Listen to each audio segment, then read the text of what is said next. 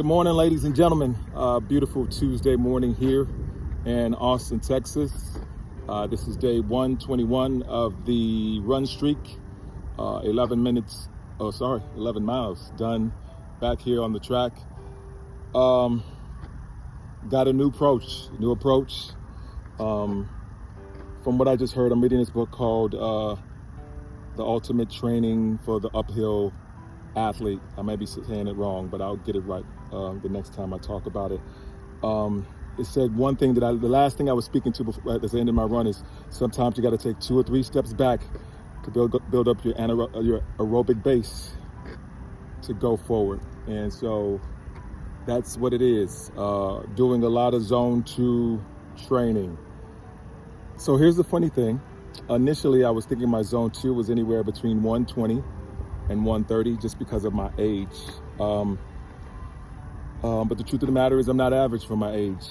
I ended up I went this morning while, I'm going to say this, while I was on my toilet, and I said, okay, let me at least look exactly to see what my my zone 2 is. So the great thing about having my Garmin Fenix Pro is it always gives me information that I thought was useless. And then you find out it is. It lets me know that my max heart rate is 180 and my resting heart rate is 48, which is not truly normal for the average 49-year-old.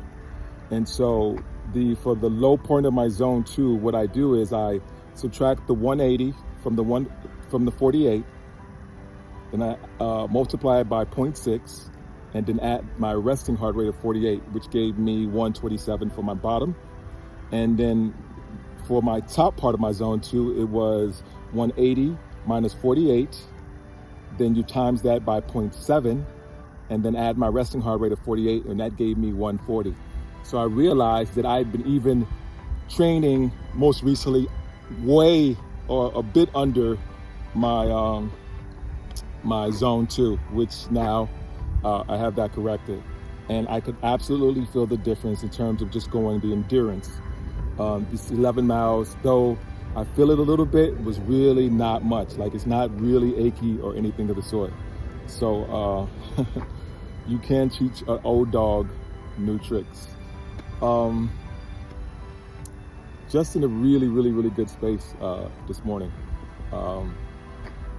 I've got a new vigor for life, and with this, knowing a little bit, like, I guess as they always say, as you learn, it actually increases your intelligence. But actually, what was so funny was it increased my happiness, because I was just like, okay, I've got something to build off of.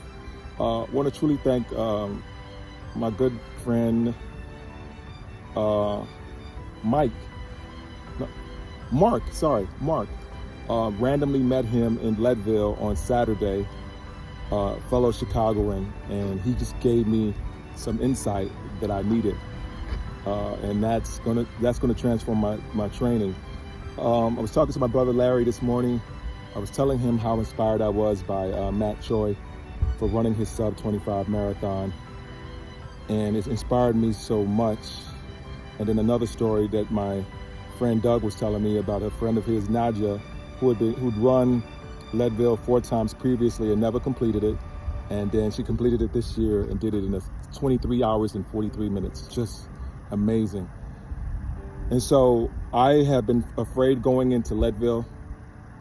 I'm not just to do the 30 hours, like you have to do it by at least 30 hours.